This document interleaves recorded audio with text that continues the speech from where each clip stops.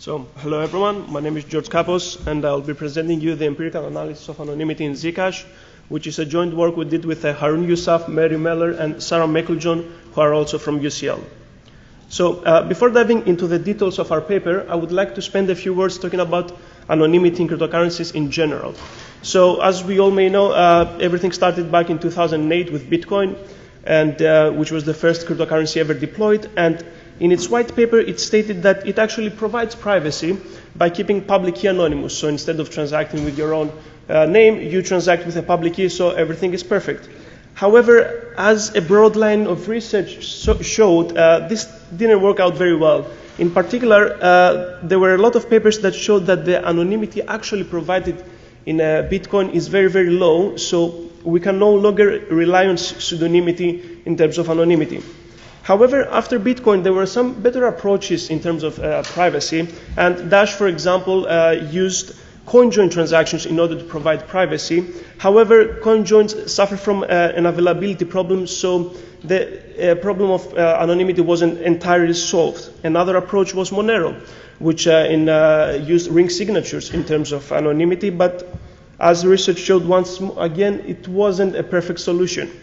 So we started working with Zcash, which for starters, it realizes anonymity on well-established research, so it was very encouraging to begin with. And as time passed by, it gained a lot of popularity. Its current market value is over $500 million, and its position in the total currency is 19th, which is a quite prestigious position given that there are almost 2,000 currencies out there today.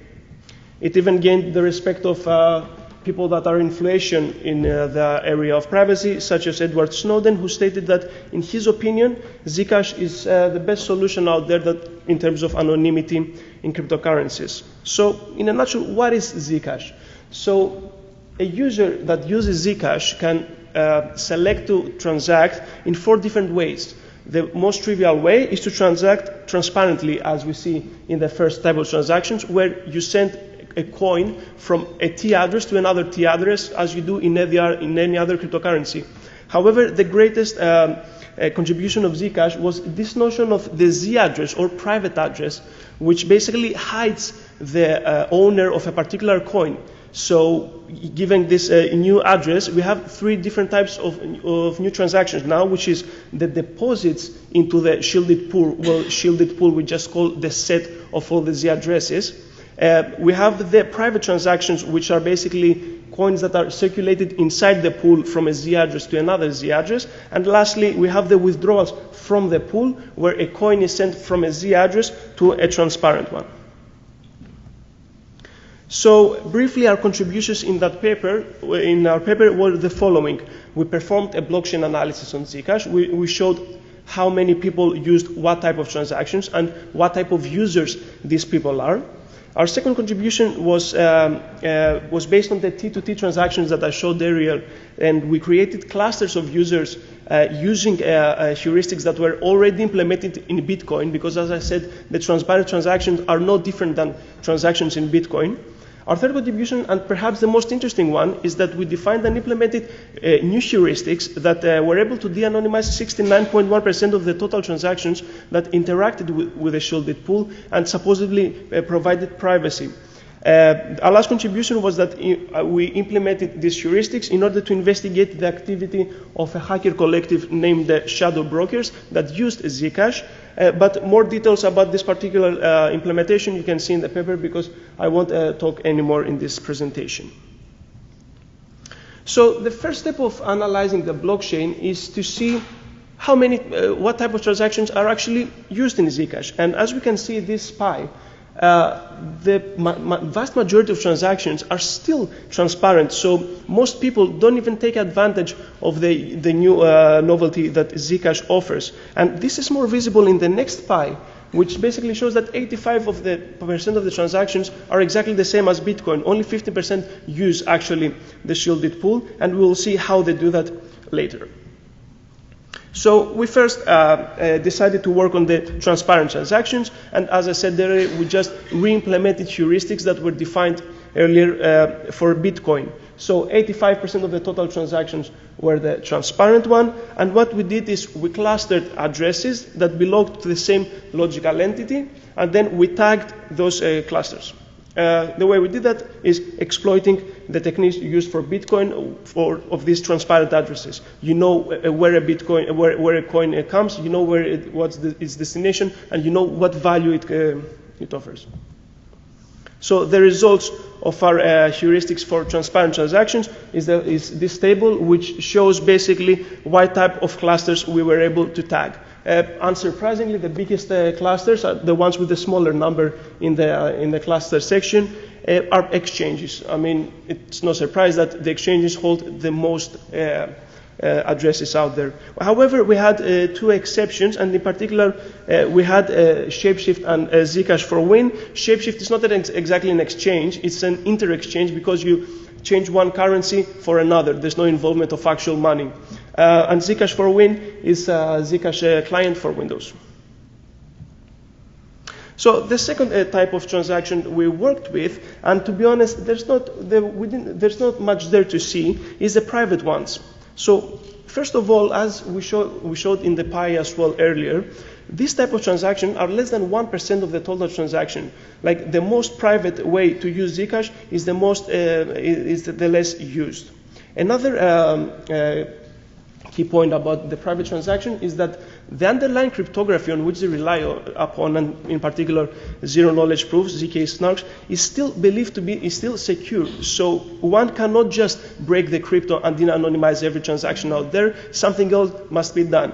And we didn't find any obvious de-anonymization techniques because this particular transaction doesn't reveal anything to the observer of the blockchain. As I said, the origin of each coin, the destination, and the value of each coin remain hidden. Our only contribution in this particular type of transaction was the following graph, which showed the spending of inputs over time. Now, we don't know who spends these inputs, and we don't know the value of these inputs. However, the only thing we know is the actual number of them. And these spikes in the graph, and as we can see, there was a huge spike after January last year.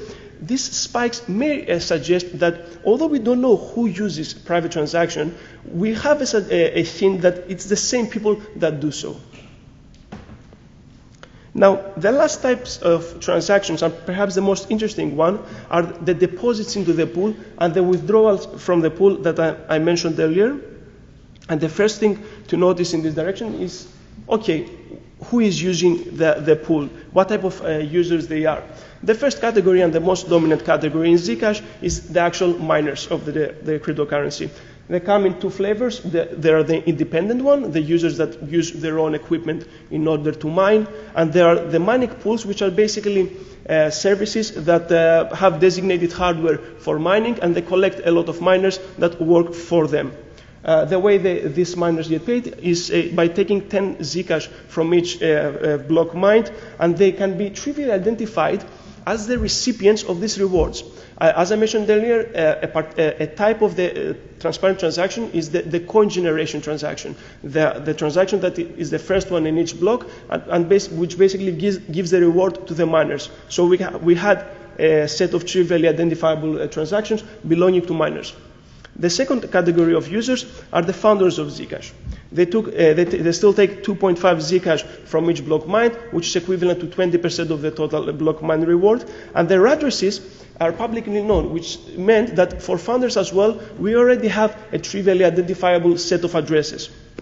And the last category of users are others, are basically individual users who do not mine, who did not found Zcash, exchanges, wallets, etc. So the first graph for deposits and withdrawals from the pool is the following, that shows in each block how many money is deposited and withdrawn from the pool. And perhaps the first thing to notice here is the almost perfect symmetry of this graph. So in each block, or in each very small interval of blocks, the money put into the pool and withdrawn from the pool is almost the same, which suggests that perhaps the pool is used just as a pass-through mechanism. Money is being put into the pool and almost immediately is withdrawn. So besides the symmetry, we can also see some interesting spikes which we manually investigated, and you can find the details on the paper. So in terms of only deposits into the shielded pool, we used the trivially identifiable addresses that I mentioned earlier about miners and founders in order to see who is depositing money into the pool, when, etc. The first thing to notice in this graph is that almost 80% of the total deposits into the pool come from miners, which is quite unsurprising because, as I said earlier, 80% was the actual percentage of their block that they earned.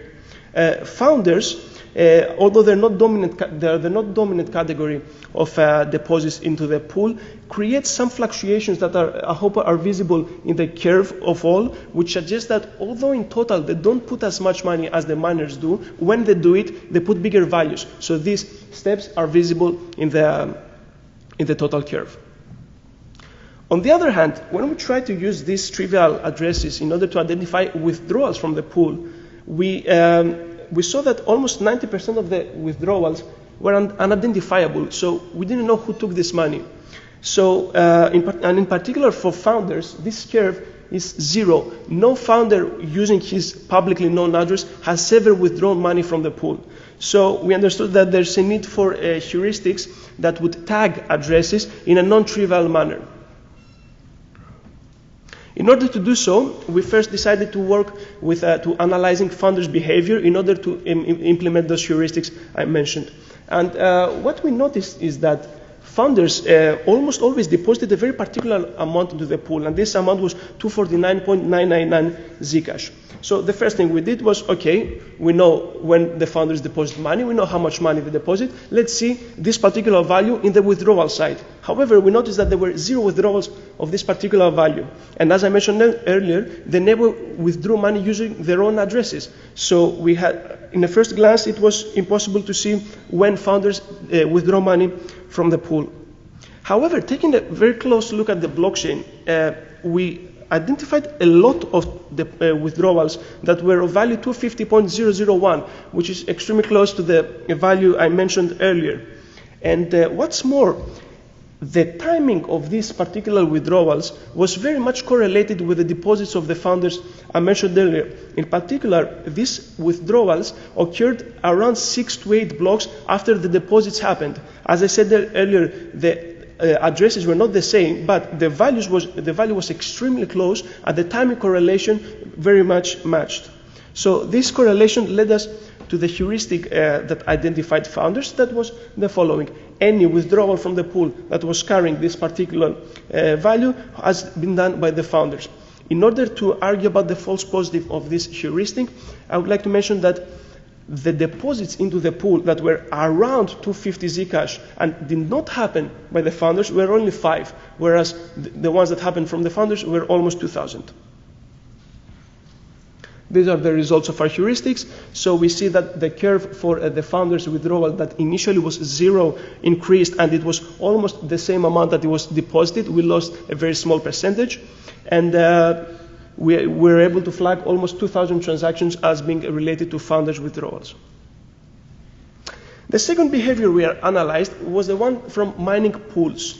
So we decided to investigate mining pools' behavior rather than individual miners, because they are the dominant category of miners. So we investigated more than 15 different pools, but 2 were by far the most dominant ones, Flypool and F2 pool. So although the total money they ever deposit into the pool is pretty close, their behavior is very different. So as you can see, Flypool worked in a much more consistent way, whereas F2 pool was more random. So what's more interesting than the actual wealth of these pools is how they operate, and it's the following.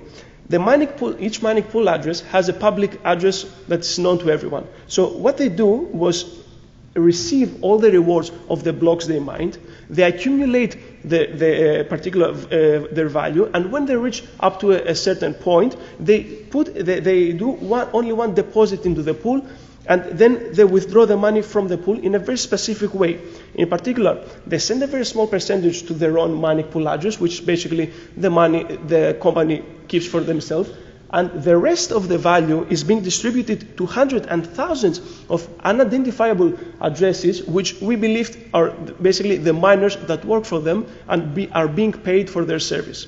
So this very unique behavior led us to our second heuristic, which was relating to identifying miners, that stated the following. Whenever a withdrawal happens from the pool that has over 100 output addresses, and one of those is a known mining pool address, we flag this transaction as being related to miners' activity, and we flag all of the recipient addresses as belonging to miners.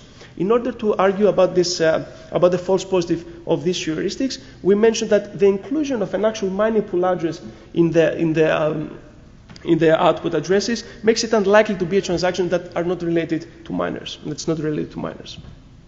The results of our heuristics are the following. We were able to identify almost 120,000 new addresses as belonging to miners, and we were able to capture a very big percentage of the miners' pool activity. However, we weren't able to capture fly pool activity because it didn't follow the behavior I told you earlier, but other people did, and you can see the results in the paper aside here. Our last heuristic didn't focus on miners or founders of Zcash, but rather tried to be more generic and capture general transaction interacting with the pool. So this particular heuristic states the following. Whenever you have a deposit into the pool that is of a unique value, and when I say unique, I mean it's the only deposit into the pool of this particular value, and you find the same thing in the withdrawal side, so you find unique withdrawals that are unique across the blockchain, and these two values match, and the withdrawal happens a couple of blocks after the deposit, we correlate these two transactions and we say, okay, this withdrawal is the equivalent to this deposit, so the endpoint addresses are being related to each other, belong to the same entity. So our last heuristic is identifying others, and I more formally put it here. And in order to argue about the false positives of this heuristic, I would like to mention the following. Almost 99% of these unique values I mentioned had at least 3 decimal points. So although you can't put a certain mathematical formula that will say what's the probability of randomly finding unique deposits and withdrawals that are not matched to each other, but a private transaction happening in between that led to this split is small. This heuristic had already been implemented prior to our work by the paper I cite here. So what are the key points to keep from this talk? First of all, the usage of the pool is very limited. So the novelty of Zcash that provides actual anonymity is very low. Not many people use it. So perhaps there should be incentives for people to use it, and some more things. In particular, before our work, a lot of wallets didn't even support shielded transactions. So that was a problem of the reason for the low usage. One other key point is that the people that actually use the pool do it in a bad way, and in a way that it can be de-anonymized with our work. As we said, 69.1% of the transactions that actually interacted with the pool were de-anonymized. The last key point is that the underlying crypto in which Zcash is relied upon is still perfectly secure. So Zcash has the potential to provide much better anonymity than it provides today. So thank you very much for listening, and I'll be happy to answer any questions.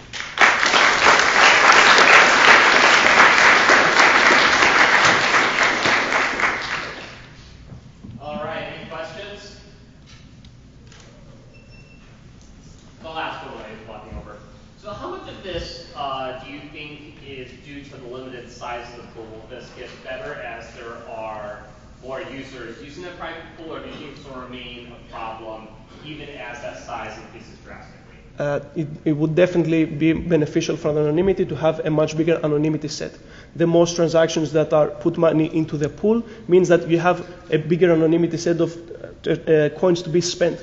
So in a hypothetical scenario where only shielded transactions were operated, the anonymity, according to our heuristics, would be perfect. Some other heuristics may be implemented in the future, but according to our heuristics, if every transaction was private, none of this would be possible. My name is Daniel. Just to see that I understood that right. You can link the incoming money to the outgoing money, but you don't know if they're the same person. Because if I pay you for services rendered, then I put money in, but I take it out and I send it to you. That means we were not the same person, right? Exactly. So there are two possibilities, as you mentioned. The first one is if you want to use the pool in order to hide basically your coins. So you put money into the pool and you withdraw it. But when you withdraw it, if you do it in a good way, you'll hide the origin. So no one will know that I possess the same coin that I deposited. However, the pool can be used, as you said, as a payment method. So you put money into the pool and you inform the party you want to give money to that, okay, this Z address is the one you should take money from. So it can be possible, yeah. Are there any inter-pool transfers to make the observation more difficult? Excuse me, can you repeat that, please? Are there any transactions from one pool to one of the other pools? So it's harder to follow? But there's only one pool. The pool is unique. The pool is just the set of all the Z addresses.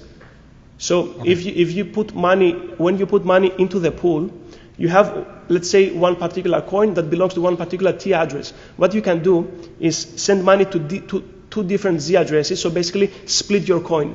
So if you split the coin, it's very effective for our heuristics, because then the value that will be withdrawn from it, it's not the same that the one that is deposited. Thanks. And one last question for you. Yes, sir. So did you confirm with any of the founders that those were indeed their transactions? We got some private confirmation that our heuristics were, in general, didn't have a huge problem. So. All right.